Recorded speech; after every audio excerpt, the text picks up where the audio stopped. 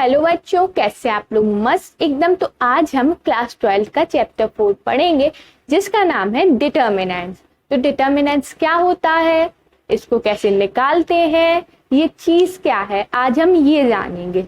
तो मैथ एक ऐसा सब्जेक्ट है जिसमें हर चीज एक दूसरी चीज से लिंक रहती है। मतलब अगर आपने पीछे का नहीं पढ़ा होगा तो आपको आगे का समझ में नहीं आने वाला। इसीलिए आप चैप्टर 3 की वीडियोस जो कि मैट्रिक्स है उसको जरूर देख के आइए, या फिर अगर आपने सेल्फ पढ़ा हो तो बहुत अच्छी बात है। तो डिटर्मिनेंट क्या होता है, चलिए शुरू करते हैं। डिटर्मिनेंट क्या होता है? डिटर्मिनेंट एक नंबर है। नंबर मतलब अगर हम किसी स्क्वायर मैट्रिक्स की बात करें, स्क्वायर मैट्रिक्स जिसमें रोज और कॉलम दोनों इक्वल होते हैं, वो होते हैं स्क्वायर मैट्रिक्स। अगर हम किसी स्क्वायर मैट्रिक्स की बात करें तो हर एक स्क्वायर मैट्रिक्स के लिए हम पर्टिकुलर एक नंबर डिसाइड कर देते हैं जिसको डिटर्मिनेंट कहते हैं। ये जरूरी नहीं है कि वो नंबर उस स्क्वायर मैट्रिक्स के लिए यूनिक हो। मतलब अगर दो स्क्वायर मैट्रिक्स हैं, एक ये एंड दूसरी ये, तो इसमें ये जरूरी नहीं है कि ये नंबर इसी के लिए यूनिक हो या फिर ये नंबर इसी के लिए यूनिक हो। वो नंबर सेम भी हो सकते हैं, पर डिटर्मिनेंट्स स्क्वायर मैट्रिक्स जो होता है उसके लिए एक नंबर हम डिफाइन करते हैं, उसको डिटर्मिनेंट कहते हैं। आप आगे एक्सरसाइज में पूरी तरीके से समझ जाएंगे कि डिटर्मिनेंट होता क्या है। फर्स्ट ऑफ ऑल हम डिटर्मिनेंट की डेफिनेशन लिखेंगे।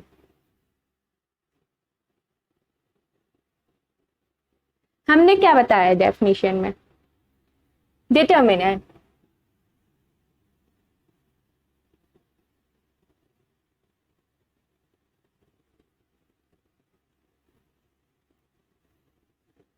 एक स्क्वायर मैट्रिक्स होगा जिसके लिए एक नंबर होगा, तो उसको हम डिटर्मिनेंट कहते हैं। To every square matrix of order n we can associate a number real or complex which is called determinant। देखिए डेफिनेशन में जो हमें समझ में आता है हिंदी में वही हम इंग्लिश में ट्रांसलेट करके डेफिनेशन लिख देते हैं। हमने क्या बताया, एक स्क्वायर मैट्रिक्स होगा। To every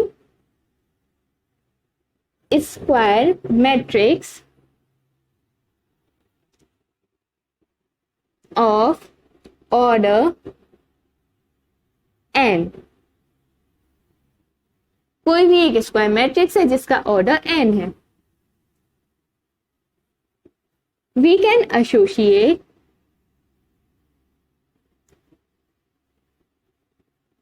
a number. ये नंबर रियल भी हो सकता है और कॉम्प्लेक्स भी हो सकता है, कॉल्ड डिटर्मिनेंट।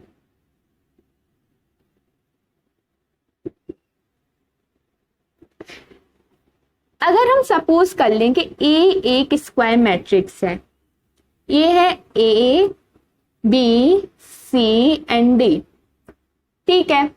हमने लास्ट चैप्टर में पढ़ा था मैट्रिक्स है, ये अरेंजमेंट है एक प्रकार की जो कि स्क्वायर इसलिए है क्योंकि इसमें numbers of rose and numbers of columns equal है।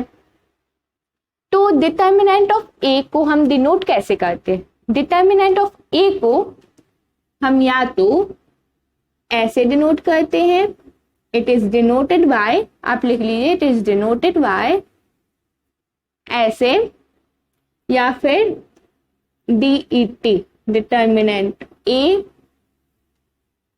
या फिर एक ट्राइंगल बना के।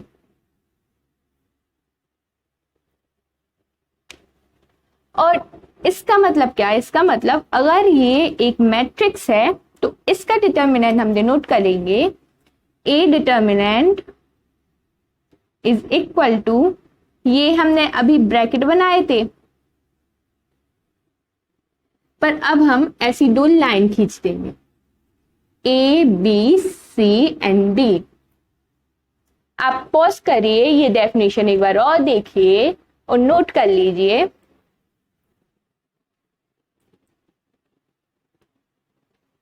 लीजिए मैं रब कर लेती हूं।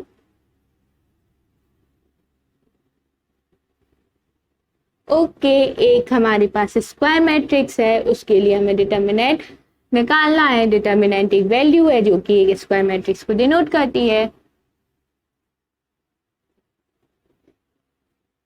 इसके सिंबल्स हैं ट्राइंगल, DETA, या फिर जैसे मॉड्यूलस लिखते हैं वैसे ही डिटर्मिनेंट A। ओके, तो ये तो हो गई थ्योरेटिकल बात। अब हम थोड़ी सी थ्योरी में और जाएंगे कि ये डिटर्मिनेंट ऑफ A हम निकालेंगे कैसे। हमने बोला था मैथ्स में हर चीज एक दूसरे से कनेक्टेड है मतलब एक मैट्रिक्स है। मैट्रिक्स नहीं होती तो डिटर्मिनेंट का क्या काम होता। मैट्रिक्स क्या है? मैट्रिक्स एक अरेंजमेंट, हमने पिछली वीडियो में आपको बताया था। तो एक मैट्रिक्स है, उसके लिए एक पर्टिकुलर वैल्यू डिफाइंड है, उसको हम डिटर्मिनेंट बोलेंगे। ओके, जैसे अगर हमने स्क्वायर मैट्रिक्स की बात की, डिटर्मिनेंट हमेशा स्क्वायर मैट्रिक्स में निकलेगा, स्क्वायर मैट्रिक्स में डिटर्मिनेंट निकलेगा। स्क्वायर मैट्रिक्स कौन से होते हैं? जिसमें numbers of rose and numbers of columns equal होते हैं, ये हमें बात पता है।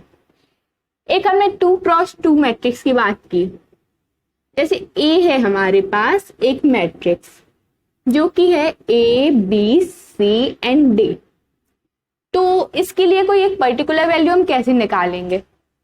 इसके लिए पर्टिकुलर वैल्यू में हमने सबसे पहले बोला पर्टिकुलर वैल्यू क्या होती है? डिटर्मिनेंट को डिफाइन करते हैं मॉड्यूलस ऑफ A, ऐसे करके। इसमें अभी हम ब्रैकेट लगाते थे, अब इसमें सिर्फ 2 लाइनें खींच देंगे ABC और D। इसमें अभी तक कोई दिक्कत नहीं होनी चाहिए, कोई भी प्रॉब्लम नहीं है। पर हमने कहा था कि डिटर्मिनेंट एक वैल्यू है, वो वैल्यू हम कैसे निकालेंगे?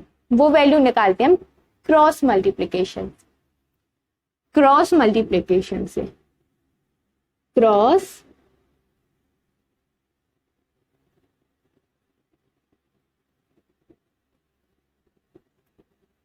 मल्टीप्लिकेशन, वो वैल्यू हम क्रॉस मल्टीप्लिकेशन से निकालते।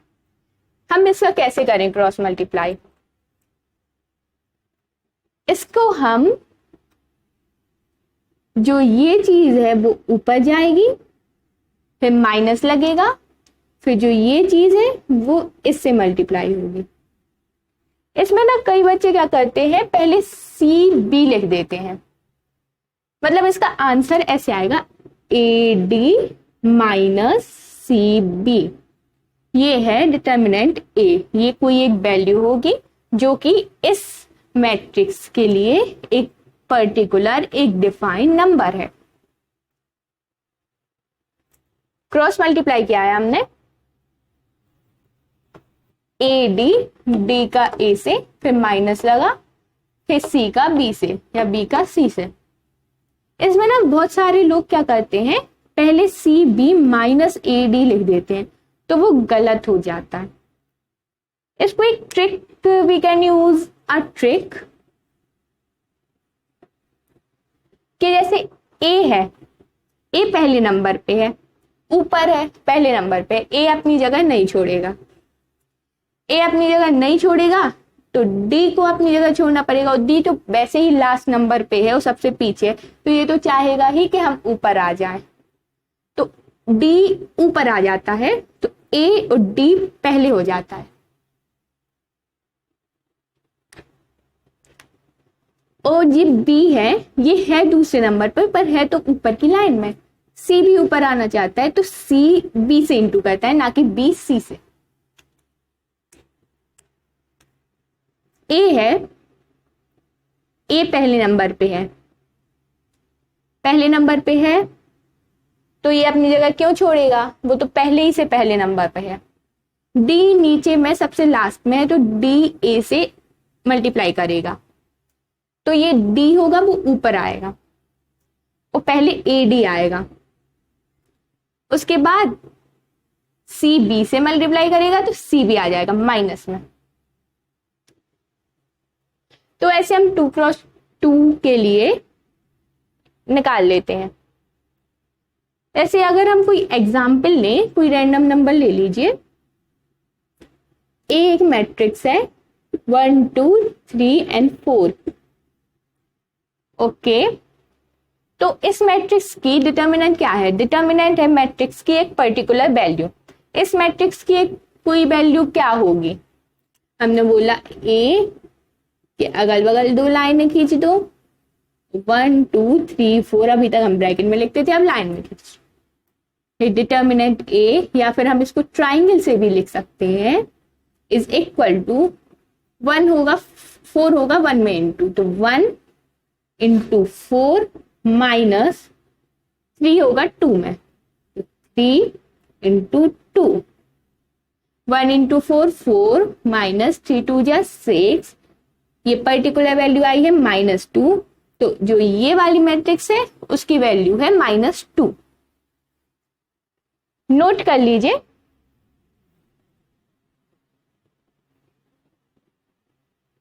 अब बात आती है कि ओके, ये तो हो गया 2x2 मैट्रिक्स का, हो गया नोट।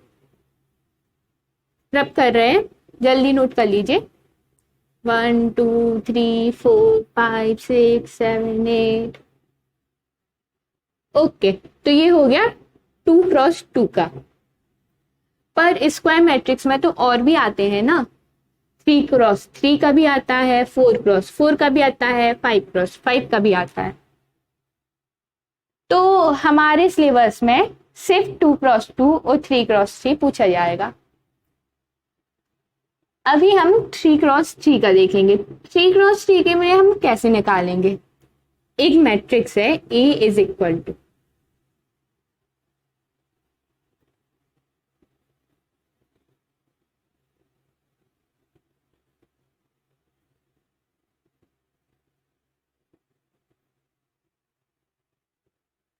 एलिमेंट्स के नाम हमने पिछले चैप्टर में देने सिखाए थे, नाम आप खुद दीजिए।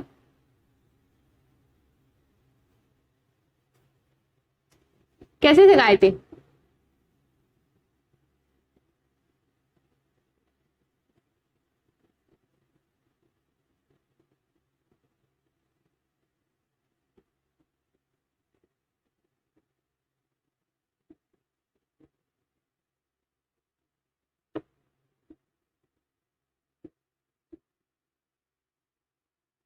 हो गए एलिमेंट्स के नाम। अब इसमें हम कैसे मैट्रिक्स निकालें? फर्स्ट स्टेप तो हमारा रहेगा डिटर्मिनेंट ए लिखने का। डिटर्मिनेंट ए लिखेंगे A11 A12 A13 A21 A22 A23 A31 A32 A33 ए, रो, क्रॉस, कॉलम। ये है हमारा 3x3 का मैट्रिक्स। तो इसका ये डिटर्मिनेंट लिख दिया। अब हम इसको कैसे एक्सपेंड करें? इसके लिए हम कैसे एक पर्टिकुलर वैल्यू निकालें? इसके लिए हम क्या करते हैं? हम एक्सपेंड करते हैं, इसको हम खोलते हैं, एक्सपेंड करते।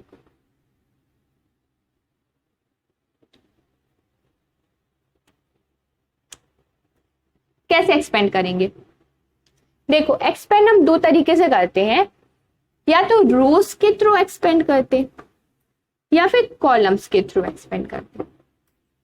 इसको एक्सपेंड करने के 6 तरीके हैं, 1 2 3 4 5 6।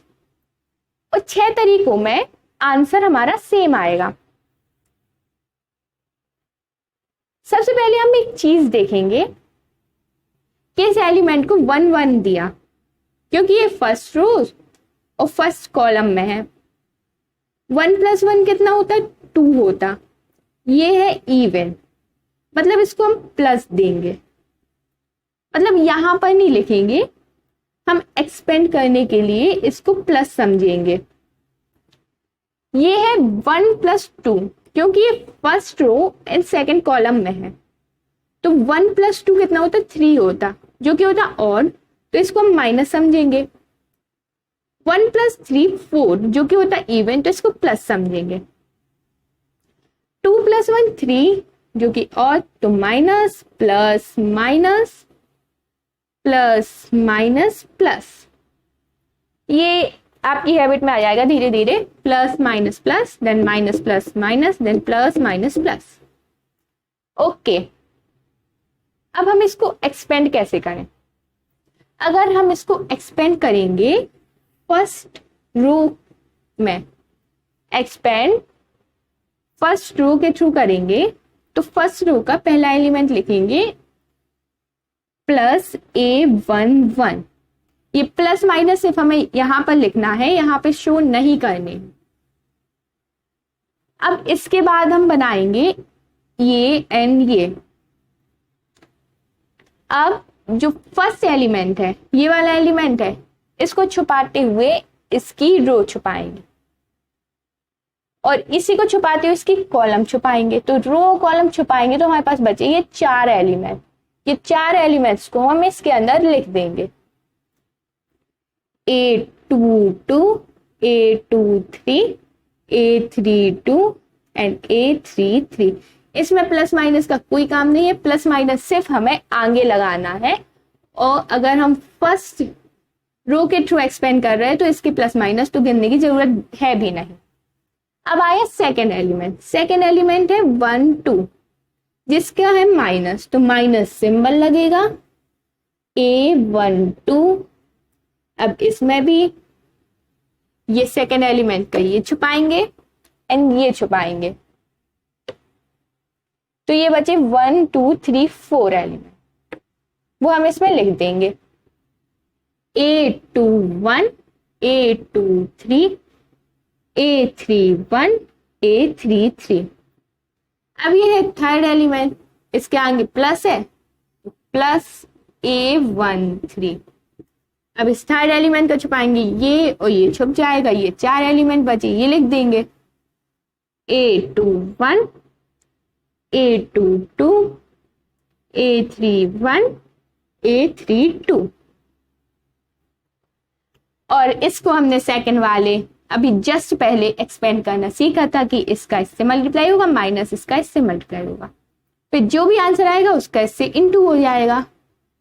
ऐसे ही ये हो जाएंगे और देन प्लस माइनस करके हमारे पास एक पर्टिकुलर वैल्यू आ जाएगी।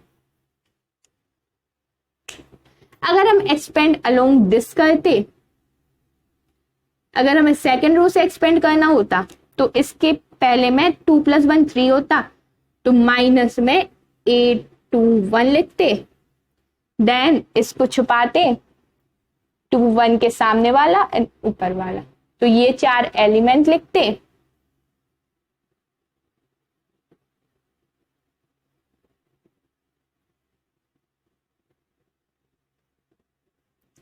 देन A22 लिखते जो कि प्लस का है, और फिर उसके एलिमेंट लिखते। देन A23 लिखते जो कि माइनस का है और उसके एलिमेंट लिखते। और यकीन मानिए कि जो इसका आंसर आता वो सिमिलर होता इस आंसर के। तो हम किसी भी वे में एक्सपेंड कर सकते हैं, रोज में भी कर सकते हैं, कॉलम में भी सेम तरीका है जो कि हम एक्सरसाइज में करके दिखाएंगे। अगर अभी भी समझ में नहीं आया है तो आप एक और बार देखिए, नहीं तो आपको एक एग्जाम्पल से तो समझ में आ ही जाएगा। नोट कर लीजिए, पहले रिवाइंड करके नोट कर लीजिए।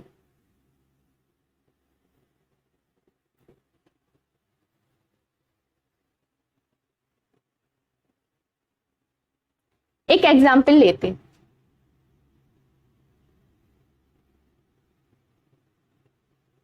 डिटर्मिनेंट ए लिख दे रहे direct,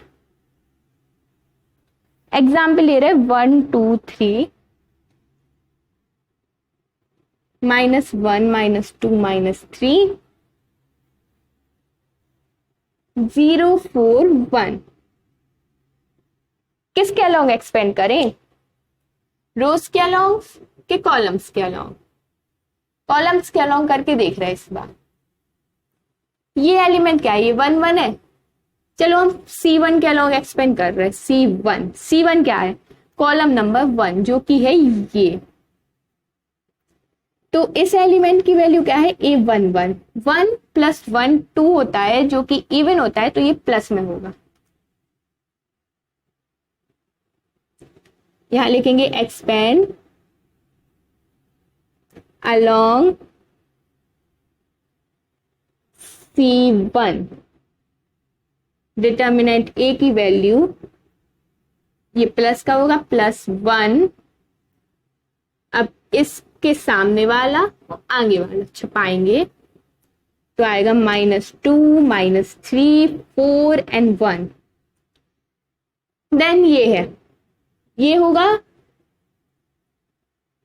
plus minus plus minus minus का, तो माइनस ऑफ -1। अब इसके सामने वाला और ऊपर वाला छपाएंगे तो ये हो जाएगा 2 3 4 1। देन ये होगा प्लस, तो +0 इसके सामने वाला और ऊपर वाला छपाएंगे तो ये होगा 2 3 -2 3 माइनस।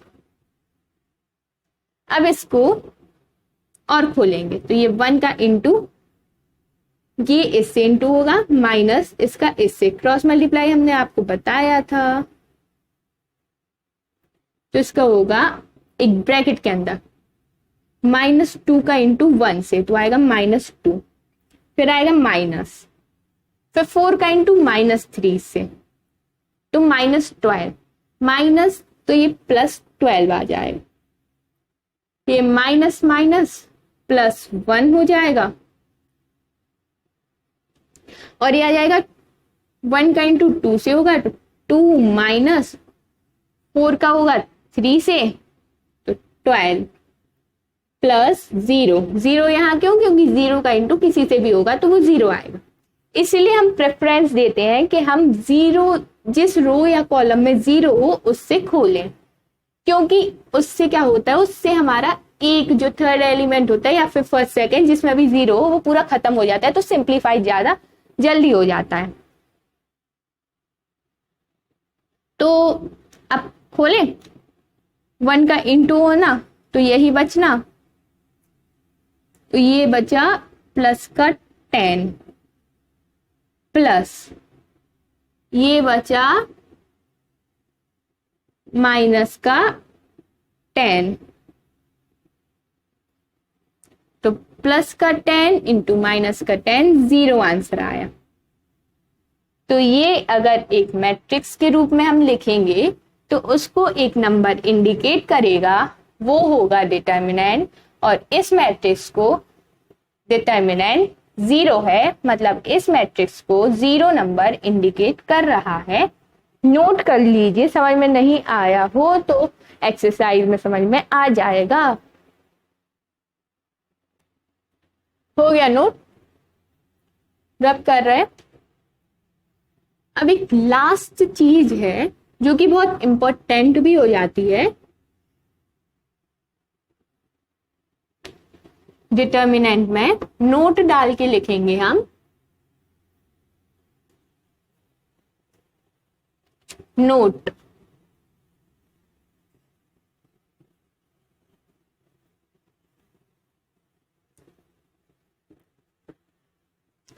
जैसे अगर हम माने कि एक डिटर्मिनेंट है A और दूसरा डिटर्मिनेंट है B जो कि है सेम ऑर्डर का, मतलब अगर हम एक मैट्रिक्स ले, हमने मैट्रिक्स में आपको क्या बताया था, हमने मैट्रिक्स में बताया था कि अगर A होगा,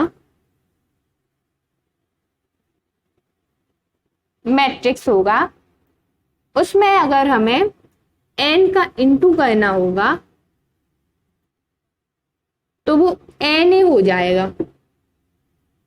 या फिर हम ये कह सकते हैं कि एक मैट्रिक्स है A, अभी हम मैट्रिक्स की बात कर रहे हैं, अभी हम डिटर्मिनेंट्स की बात नहीं कर रहे हैं, एक मैट्रिक्स है A। अब इस A जो एक मैट्रिक्स है जो कि एक स्क्वायर मैट्रिक्स है, स्क्वायर मैट्रिक्स है, और इसमें अगर हम कुछ एक हमें कॉमन दिख गया, जैसे एक मैट्रिक्स ए है जो कि है 2 4 6 8 2 6 एंड 10 2 4, ये एक मैट्रिक्स है। इसमें हमें दिख रहा है सीधे सीधे कि 2 कोई एक कॉमन है, ये मैट्रिक्स की बात हो रही है। तो हम इसको डायरेक्ट हर चीज से 2 कॉमन ले लेते हैं, 2 बाहर लिख देते हैं और इसमें 1 2 3 4 1 3 5 1 2 ऐसे सीधे लिख देते हैं। ठीक है, मैट्रिक्स में हर चीज में से 2 कॉमन लिया, 2 का डिवाइड करके लिख दिया। या फिर अगर ऐसा है तो इसको हम ऐसे लिख देते हैं कि 2 का अंदर मल्टीप्लाई होगा तो ये आ जाएगा। पर डिटर्मिनेंट्स में ना ऐसा नहीं होता। अगर हम इसी को ऐसा डिटर्मिनेंट देखें, डिटर्मिनेंट में क्या करेंगे, ये ब्रैकेट हटाएंगे और 2 लाइन खींच देंगे। अगर हम डिटर्मिनेंट में देखें इसी को, तो डिटर्मिनेंट में एक रो से या फिर एक कॉलम से बाहर आए, मतलब ये अगर हमें 2 कॉमन लेना होगा डिटर्मिनेंट में, एक बार हमने 2 कॉमन लिया तो या तो फिर हम इससे कॉमन लेंगे या इस रो से या इस रो से या फिर इस कॉलम से या इस कॉलम से। जैसे हमने ये 2 फर्स्ट रो से कॉमन लिया तो यहां पे लिखते हैं हम taking out 2 from first row. तो ये फर्स्ट रो से लिया तो फर्स्ट रो ही कहाँ आएंगे, 1 2 3 और बाकी ये दोनों चीज होंगे ना वो सेम आ जाएंगे, 8 2 6 10 2 4। सेकेंड रो से कॉमन लिया तो सेकेंड कहता आएंगे, या फिर सेकेंड से फिर से ले लेंगे तो यहाँ पे 4 कॉमन आएगा, फिर यहाँ पे आएगा 4 1 3। थर्ड से लेंगे तो यहाँ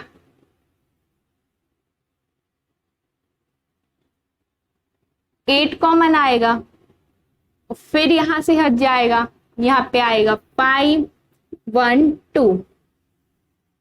तो जो अगर हमने एक 2 कॉमन लिया, हर चीज में कॉमन देखा तो 8 है, 8 मतलब 2 की पावर 3, और ये है 3 क्रॉस 3 का मैट्रिक्स या डिटर्मिनेंट।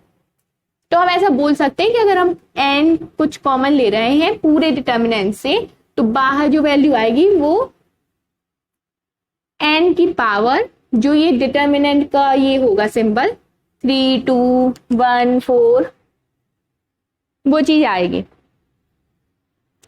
या फिर हम ऐसा लिखते हैं कि अगर हम k कॉमन ले रहे हैं, वेल इसको n से डिनोट करते हैं ना, इसलिए हम n नहीं ले सकते, a b c d k कुछ हमने कॉमन लिया तो उसकी पावर n आएगी। तो यही चीज हमें नोट में लिखनी है।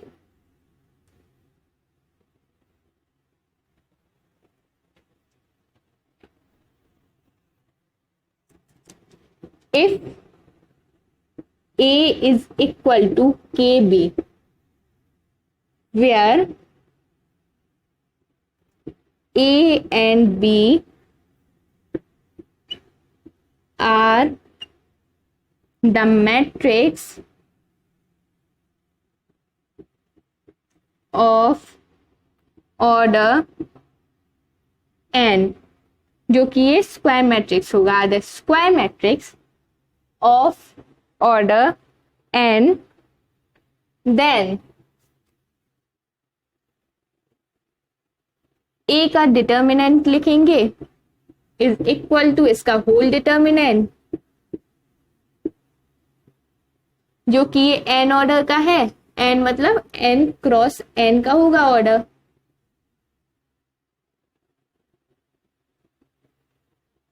तो अगर हम इस k को बाहर लाना चाहेंगे तो determinant of a is equal to k की power n of determinant of b। Matrix में हम लिखते थे, यहां पे हम मैट्रिक्स में रिवाइज करा दें, A is equal to K of B अगर कोई मैट्रिक्स है तो मैट्रिक्स में हम डायरेक्ट बाहर ले आते थे K ऑफ B, हमें इसकी ऑर्डर वगैरह से कोई मतलब नहीं रहता था इन मैट्रिक्स। बट डिटर्मिनेंट में क्या होगा ना, डिटर्मिनेंट में एक रो या एक कॉलम से निकलेगा, तो अगर ये सारे में कॉमन है तो उसकी पावर n आ जाएगी। अगर ये 2 क्रॉस 2 का डिटर्मिनेंट है तो पावर में 2 आएगा। n इज इक्वल टू 1 2 3, मतलब जिसका डिटर्मिनेंट है, जिस स्क्वायर मैट्रिक्स का। नोट कर लीजिए, बहुत इंपॉर्टेंट चीज है ये।